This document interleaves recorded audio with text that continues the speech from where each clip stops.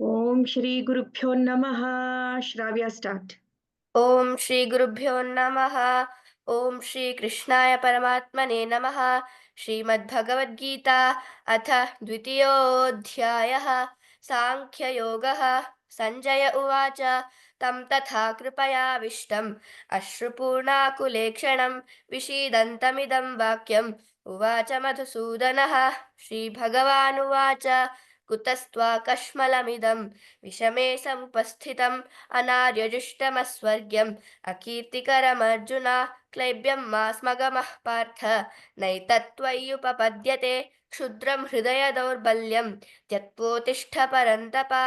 అర్జున ఉవాచ కథం భీష్మమహం సంఖ్యే ద్రోణం చ మధుసూదన ఇషుభిః ప్రతియోత్స్యామి పూజార్హావరిసూదన గురూన్ హత్వా హి మహానుభావాన్ శ్రేయో భోక్తుం భైక్ష్యమపీహ లోకే హత్వార్థకామాంస్తు గురూనిహైవ భుञ्जीय भोगानुरप्रदिग्धान् न चैतद्विद्मः कतरन्नो गरीयः यद्वा जयेम यदि वा नो जेयुः यानेव हत्वा न जिजीविषामः ते एव स्थिताः प्रमुखे धार्तराष्ट्राः कार्पण्यदोषोपहतः स्वभावः पृच्छामि त्वां धर्मसम्मूढचेताः यच्छ्रेयस्यान्निश्चितं ब्रूहि तन्मे शिष्यस्तेऽहं शाधि मां त्वां प्रपन्नं न हि प्रपश्यामि ममापनुद्यात् यच्छोकमुच्छोषणमिन्द्रियाणाम् अवाप्य भूमावसपत्नमृद्धम् राज्यं सुराणामपि चाधिपत्यं. संजय उवाच एवमुक्त्वा हृषीकेशं गुडाकेशः परन्तपः न योत्स्य इति गोविन्दम् उक्त्वा तूष्णीं बभूवः.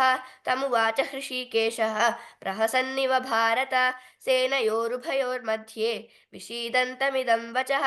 श्रीभगवानुवाच अशोच्यानन्वशोचस्त्वं प्रज्ञावादांश्च भाषसे गतासु न गतासूंश्च नानुशोचन्ति पंडिताः न त्वेवाहं जातु नासं न त्वं नेमे जनाधिपाः न चैव न भविष्यामः सर्वे वयमतः परं देहिनोऽस्मिन् यथा देहे कौमारं यौवनं जरा तथा देहान्तरप्राप्तिः धीरस्तत्र न मुह्यति मात्रा स्पर्शास्तु कौन्तेय शीतोष्णसुखदुःखदाः आगमापायिनो नित्याः तां स्थितिक्षस्व भारत यं हि न व्यथयन्ते ते पुरुषं पुरुषश्रभा समदुःखसुखं धीरं सोमृतत्वाय कल्पते नासतो विद्यते भावः नाभावो विद्यते सतः उभयोरपि दृष्टोऽन्तः वनयोस्तत्त्वदर्शिभिः अविनाशि तु तद्विद्धि येन सर्वमिदं ततम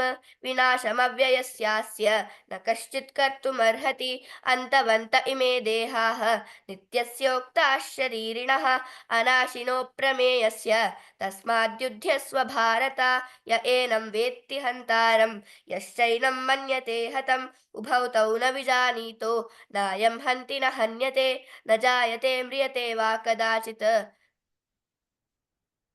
నాయం భూత్వా नायं भूत्वा भविता वा न भूयः అజో నిత్య अजो नित्यः शाश्वतोऽयं पुराणः న न హన్యతే.